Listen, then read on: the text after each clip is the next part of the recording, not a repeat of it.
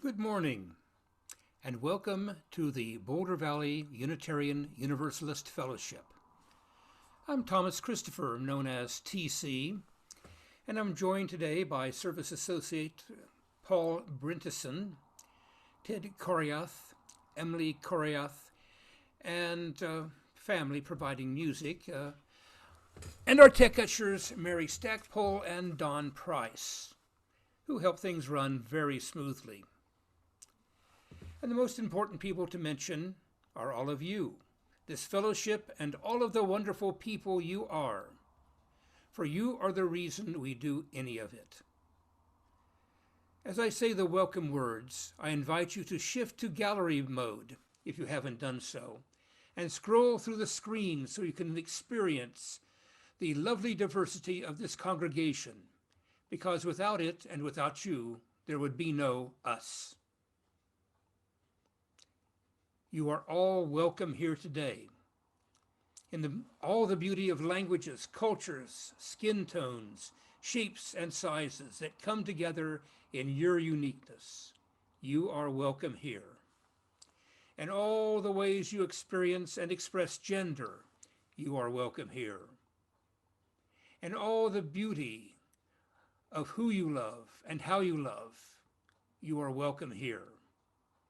In all the ways you make your living and the places you are from, you are welcome here. Christian, pagan, humanist, Jew, Buddhist, mystic, Muslim, Unitarian, Universalist, and Unitarian Universalist, with all the traditions that inform your spiritual life, you are welcome here today. No matter how long you were away, nor how soon you will return, you are welcome here. Whether you come with laughter in your heart or tears, you are welcome here. You are invited to join us with an open mind, a loving heart, and willing hands. We welcome you today. I have a few announcements this morning. Following the service, there will be a discussion about today's service, led by Paul. If you're new here, we're glad you found us and hope this virtual community can help you experience the warmth and love of this congregation. Each Sunday is different here, so please come back a few times to really get to know us. If you want to get better connected, please see the chat window for a link to our first-time visitors page, or email your information to our office manager, Carol at officemanager@bvuuf.org. Her email address will be in the chat window as well. And do be sure to check out the fellowship calendar and Connections Weekly for all the opportunities we have to stay connected.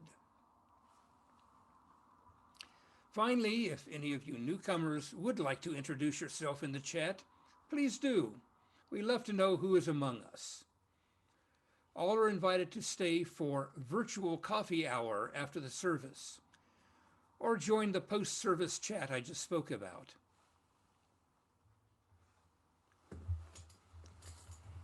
If you have a chalice at home, you can light it with me. As I light our fellowship chalice, so that we know where the chalices are, please write in the chat, chalice lit in name of your town. Please say the words along with me as I light our chalice. I'll go slowly so you can follow along.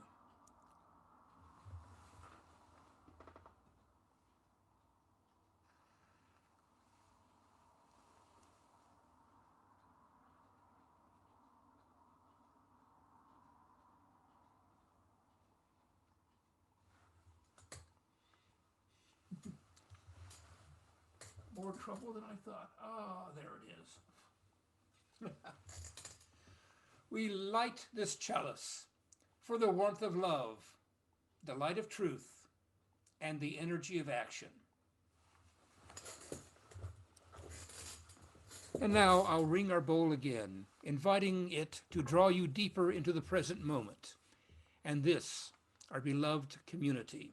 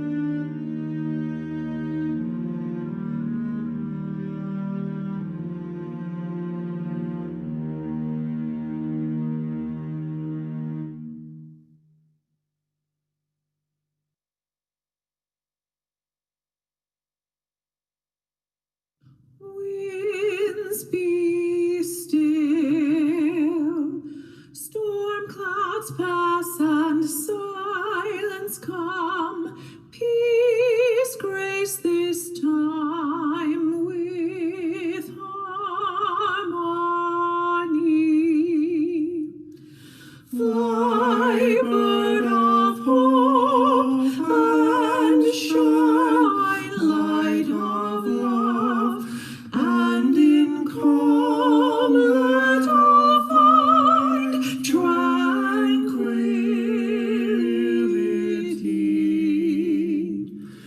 Bird, fly high, lift our gaze toward distant view, help us to sense life's mystery. Fly high and far, and lead us each to see how we move through the winds of eternity.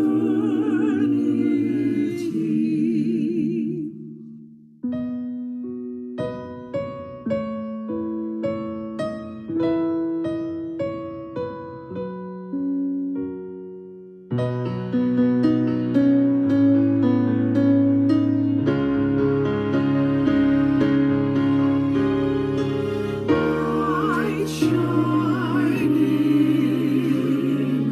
illuminate our inward view, help us to see with clarity. Shine bright and true, so we may join our songs in new songs that become full symphony.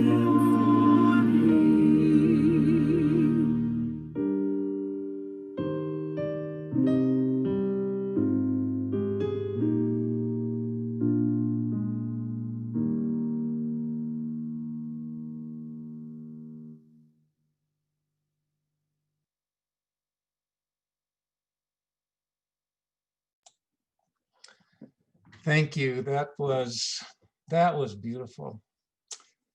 A poem by Thomas Christopher titled In Silence. In silence so complete and space so vast, and mountaintop beneath the flawless sky, come answers to those questions always asked. In silence. A pollen fleck, a speck of dust, that's my unnoticed life. A blink and it is past.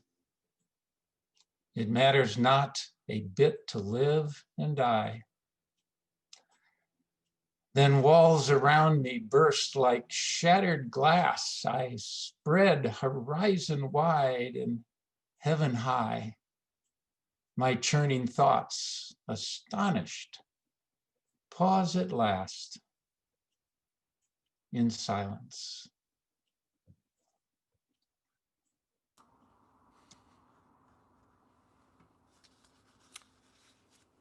This service ends this month's theme of stillness. And I say good riddance. This holiday season has had way too much stillness, if you ask me. Without noise and activity, we're all too susceptible to an inner cacophony.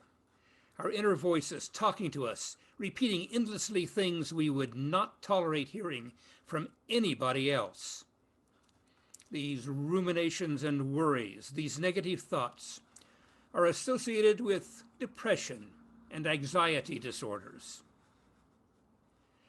There are a number of ways to escape these negative thoughts. I'll be mentioning two: mindfulness and flow, which resemble the last two steps of the Buddha's Eightfold Path.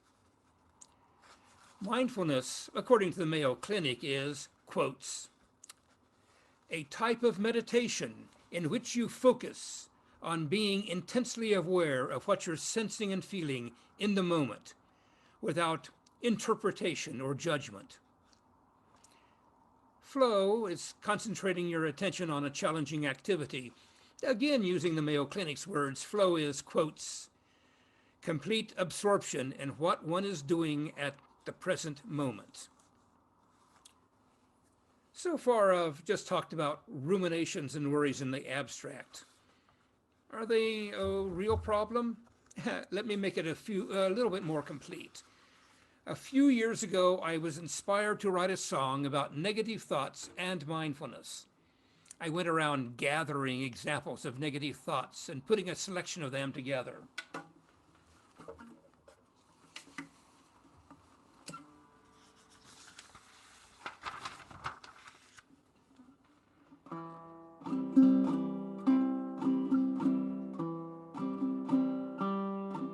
I'm watching my thoughts as they come and go. I watch them arrive and I let them go. Cringing at all I remember. The past is invading my sleep, crushed by the guilt of my actions, ashamed of what I failed to do.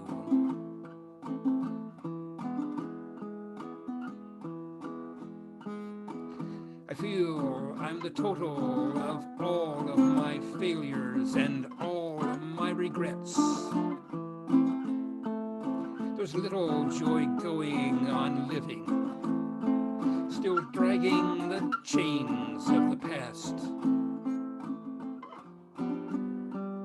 I'm watching my thoughts as they come and go, imagining every disaster.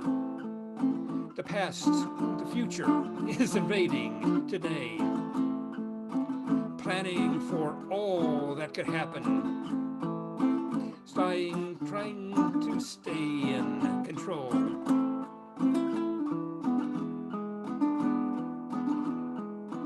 Thinking at any odd moment, how long do I have till I die? I wonder how painful my passing. Will I get to say my goodbyes?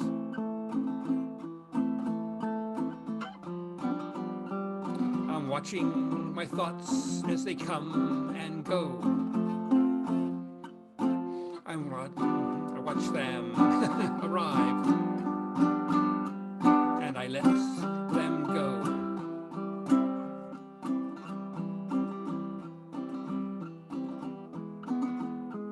My thoughts are a stew of confusion, words filled with passion, not meaning. Relationships baffling logic. I can't tell what people are thinking. I can't tell what they think I'm thinking. I can't tell what they think of me, or what they think I think about them. And it matters, you know how it matters.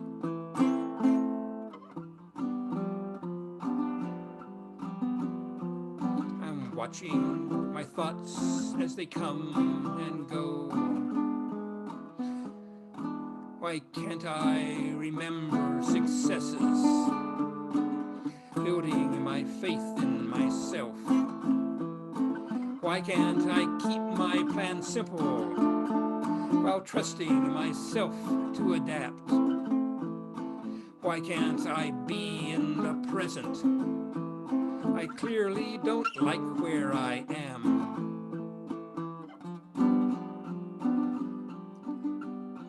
I'm watching my thoughts as they come and go. I watch them arrive and I let them go. Watch them arrive and I let them go.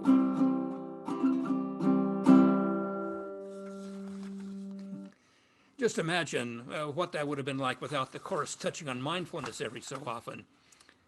As chance would have it, I went to a medical appointment while working on this song, and my health plan was administering a mental health screening questionnaire. It asked, how many days in the past 2 weeks have you had this or that negative thought? This should be fun. 14 days. Apparently, they were administering the questionnaire, but not bothering to look at it. Disappointing. But this song doesn't even mention the things people most ruminate and worry about currently: ill health, loss of spouse or child or parent, loss of income, loss of savings, loss of home, and of course, it's not that these things are not worth caring about. It's just that ruminations and worries are not useful in solving problems. They just injure us more. So how does mindfulness help? Ruminations and worries are mostly about the past or the future.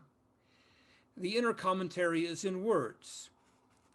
Being totally present in the sensory world at this very moment disconnects you from the past, from the future, and from words, the realm of negative thoughts. If you haven't tried mindfulness yet, there are dozens of classes and workshops available in Boulder County, if that matters these Zoom days. In Buddhism, the last step of the Eightfold Path, right concentration, is a form of meditation. Here in the mysterious Occident, we have a practical form, flow, which was first identified, named, and studied by Professor Csikszentmihalyi. Flow is the experience of being wrapped up in an activity with such intensity your brain doesn't have any energy left over for negative thoughts. The possible activities can range from rock climbing, skiing, physical exercise, and yoga, through playing musical instruments, sculpting, painting, performing, and writing, to math, science, and one of my personal favorites, computer programming. I have found a number of fitness and yoga classes around Boulder advertising flow of some form or another. It could be that fitness and yoga classes are the only ways people have discovered so far to monetize flow. Professor Csikszentmihalyi found that there are 4 requirements for the state of flow. You must know your goal. You must always be able to tell how well you're doing. Otherwise, your uncertainty will make you anxious. You must always know what to do next. If you pause to think about it, your mind is open again to negative thoughts. The activity must balance your ability. If it's too easy, your mind will have energy to spare for negative thoughts. If it is too difficult, the anxiety will intrude with negative thoughts. As you repeat the activity, it must get increasingly challenging to match your increased skill level. People who frequently get into states of flow are apparently happier on the average than people who do not. it's a little bit difficult to figure out how you would measure that. But paradoxically, these people who go into the state of flow are not happy while they are in the state of flow. During flow, they have no brain power left over for happiness or any other emotion. I like to summarize with this metaphor. Human consciousness is a power tool that doesn't shut off, and it idles on unhappy. Flow is a way to put the power tool under a load, so it does not idle long. If you are tormented by intrusive ruminations and worries, you need not be. Techniques have been known, at least from the time of the Buddha, that can bring you inner stillness.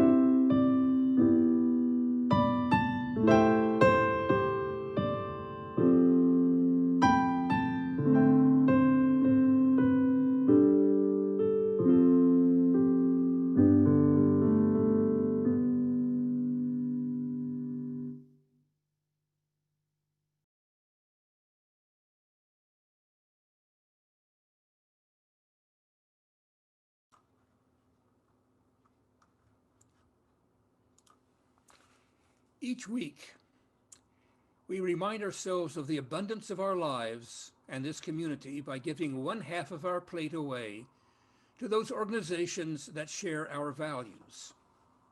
Today, we give our full plate to the Minister's Discretionary Fund. The Minister's Discretionary Fund was established so that our minister can support those within the congregation who are experiencing financial hardship or just need a little tender, loving care. Over the years, Reverend Lydia has used the fund to support people with cancer with alternative therapies, help people buy tires so they could drive to visit family, fund mental health services for members in need.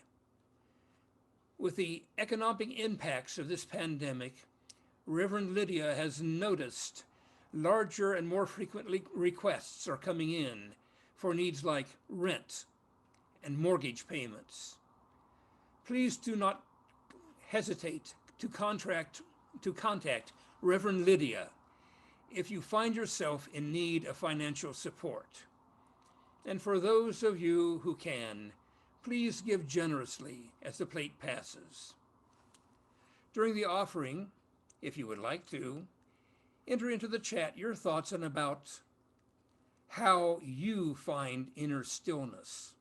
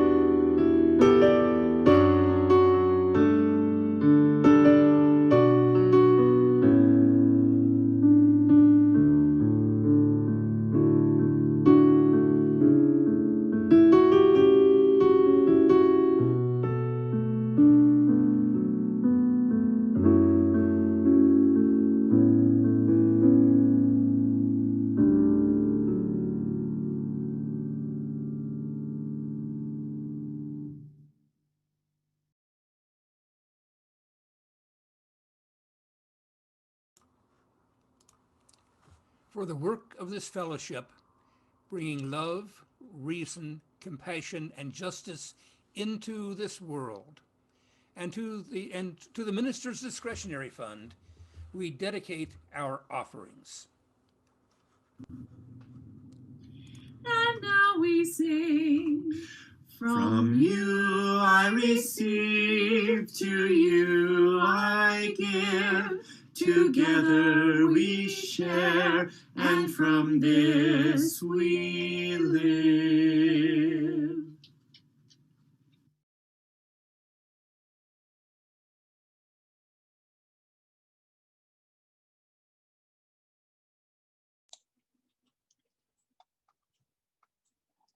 What does it mean to be silent? Do we need to be still to achieve silence and stillness? In my 30s and 40s and 50s, I tended to associate stillness with the concept of prayer. It meant being on my knees in an attitude of prayer, attempting to communicate with my God, speaking prayers and listening for answers. I didn't hear much other than my chattering mind. I don't know, maybe I didn't have enough faith. In my 60s, my attempt to seek stillness took a more meditative approach. Sitting on the floor, legs crossed, breathing in and out, perhaps saying my mantra. I went to the Shambhala Center in Boulder to learn and follow their recommendations, but I still could not silence this active mind of mine. About 8 years ago, in my late 60s, I went to a 3-day retreat at St. Benedict's Monastery in Snowmass. You're not on the screen. I can't find you. I will continue. About 8 years ago, in my late 60s, I went to a 3-day retreat to St. Benedict's Monastery in Snowmass to learn and experience the idea of centering prayer, an approach developed by Benedictine monk Thomas Keating, who combined aspects of Christianity, Buddhism, and Hinduism, seeking, quote, the relationship with the ultimate reality through listening to God's first language, silence, end quote. On the second day of the retreat, one of the monks met with 6 of us. After introductions, he said, "Call me Charlie." We had a great personal visit. He said he had been at the monastery close to 30 years and confessed, "I'm not really good at meditation. Not everyone can do it." We were just blown away by his statement, like, wow, you mean 30 years? And I thought to myself, maybe I don't need to worry about my inadequacies. Or perhaps I should rethink my concept of stillness. Do I need to be still to achieve stillness? In the past, I think, when I've heard of the word stillness, I tend to think of it as the opposite of movement. But I wonder if I've been limiting my view of this word. Perhaps it is something beyond the physical state of being still. Perhaps stillness can be achieved by being totally physically active. Perhaps stillness is a quality of being, an inner depth, regardless of whether my body is moving or still. It's where my spirit is at peace. For our December Soul Matters reading, Eric Toll, from his book Stillness Speaks, says, "One of the religious practices that I have been more and more convinced is a survival tool, just like the N95 mask, is the practice of taking a Sabbath. Time intentionally set aside for disconnecting from the day-to-day. A Sabbath is a way to get back in touch with the breathing earth." Now, I had never read Eric Toll before, And so without ever hearing or knowing anything about him, almost 50 years ago, I began a practice of taking an almost daily 30 to 60-minute Sabbath, a time that I disconnected from the day-to-day, a time to get in touch with the breathing earth. And it was not prayer, and it was not meditation, but something that worked for me, that produced inner stillness, was the practice of jogging. I usually took this Sabbath either over noon break. Rather than have lunch, I would go out for a jog in the woods if I could get to the woods and run, or late in the day before I went home. It relieved the stress of the day. It reduced anxieties I had. It released the endorphins that gave me that euphoria. And when I finished, I found deep inner stillness. Likewise, I found the physicality of being totally engaged in control skiing, making crisp, sharp turns, the snow flying off my skis, the wind blowing in my face. It's total joy. It's a euphoria. My troubles vanished during that time, and stillness is a result. Now, a confession, as I've aged, my joints don't tolerate jogging very well anymore. And so I've found long distance walking, hiking in the woods, or biking gives me some of that great inner psychological benefits. I have found I don't need to be still to achieve stillness. Eckhart Further writes, stillness is where creativity and solutions to problems are found. And indeed, for me, I have found that to be true. The quieting of the mental chatter through a physical activity, the creative thoughts and ideas are free to roam. Now, the engagement in physical activity that I've just outlined could be called a flow experience or a flow state. As TC in his reflections said, quote, flow is the experience of being wrapped up in an activity with such intensity that your brain doesn't have energy to spare for negative thoughts. I really like that. The complete absorption contributes to a state of well-being, inner stillness. So as TC commented earlier, there are multiple ways to find inner stillness. Perhaps we should experiment with a variety of practices to see what brings stillness for us. For some, it will be prayer. For some, it will be meditation. For others, it may be physical activity, or painting, or playing a musical instrument. Or as my wife Donna, it includes being entirely focused in cross-stitching.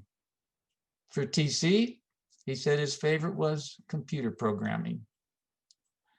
So my hope, my thoughts, my prayers today is that each of us may find our own path to inner stillness.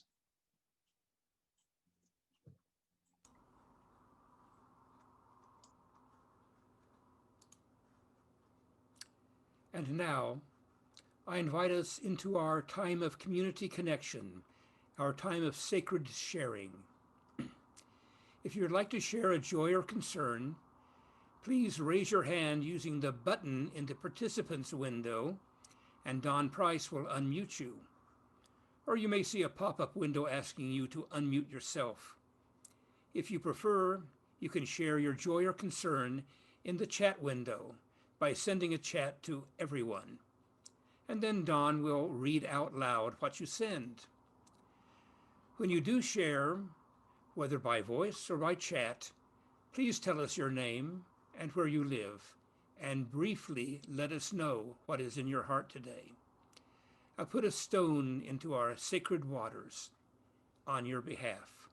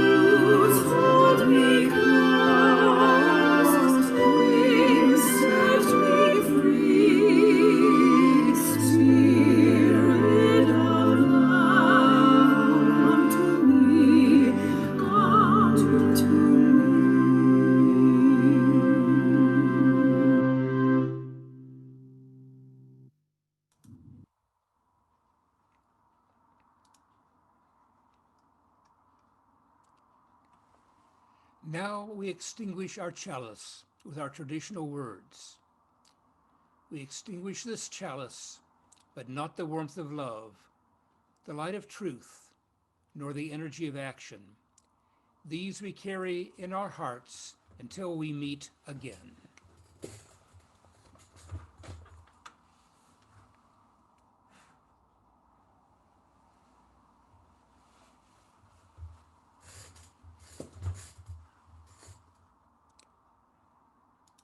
Let us go forth to act in the world, always refreshing ourselves in a place of inner stillness.